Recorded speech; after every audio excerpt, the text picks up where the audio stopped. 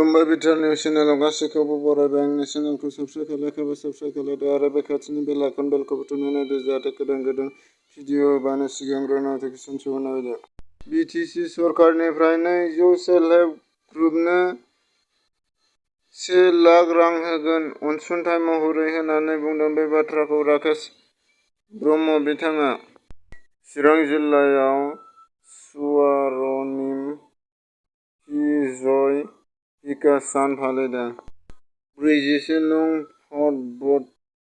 भटनिपुर बिधान सभा इउडिएफनि एमएलए फणीन्द्र तालुकदारखौ फैगौ 1 सेप्तेम्बराव दोलो नागारना बिजेपि राजखान्थि हान्जायाव हाबसिगोन होननानै खौरां मोन्दों।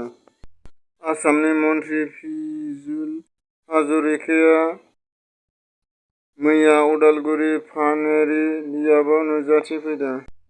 37 नं धनस्री समस्ति खामबारि भिसिडिसिनि सिङाव थानाय सिलालमारि गामियाव दुखुथिया नखर सुखुराम बसुमतारी बिथांनि नखरा जोबोद गेग्रेबनानै थानायखौ नुनानै मैया खाख्लाबारि भिसिडिसिनि मासिगिरि जितेन बर' बिथांनि दैदेननायाव गावनि रां खरसा खालामनानै न' लुनानै होनाय जादों।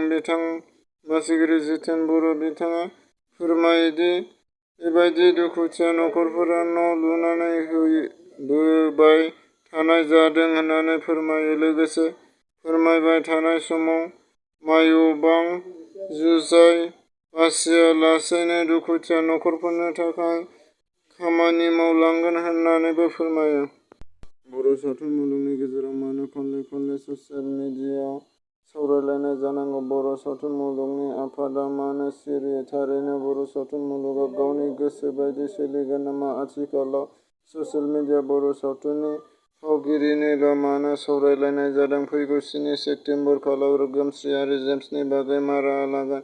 बेखौ लानानै बर' सावथुन मुलुगनि नेहाथारि गुरु प्रबिन बिथाङा माखासे बाथ्रा फोरमायदों। जोंनि बर' खौरांनि गेजेराव बिथाङा माखासे फोरमायथिनानै होदों। बिथाङा बाक्सा जिल्लानि सालबारिनि सिङाव थानाय सौरागुरियाव आख्रास' आफादा मैया गोसोम फिरफिला बिरहोनाय फोथाय खेबस' सान फालिदों।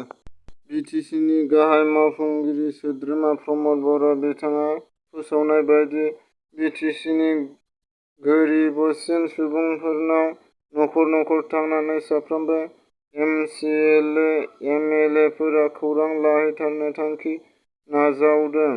बे समाव बिथांखि लानाय बायदियै परिबर्तन अभियान नि गेजेरजों मैया बाक्सा जिल्लानि बेंन्दोआव थानाय बेथलबारि गामियाव बिटिसिनि गाहाय मावफुंगिरि सोद्रोमा प्रमद बर' बिथाङा गावनि बियाबाव खाख्लाबारि गोरिब सुबुंफोरनि नखर नखर थांनानै खौरां लाहैदों। बिथाङा गोरिब सुबुंफोरनाव रेशन कार्ड, जब कार्ड, बेंक एकाउन्ट, न' मोनदोंना मोनाखै बायदि बिथिंफोरखौ लानानै बिथांमोनजों सावरायलायनाय जादों आरो बेफोरबायदि सुबिदा गैयैफोरनो थाबैनो सुबिदाखौ होगोन होननानै खोथा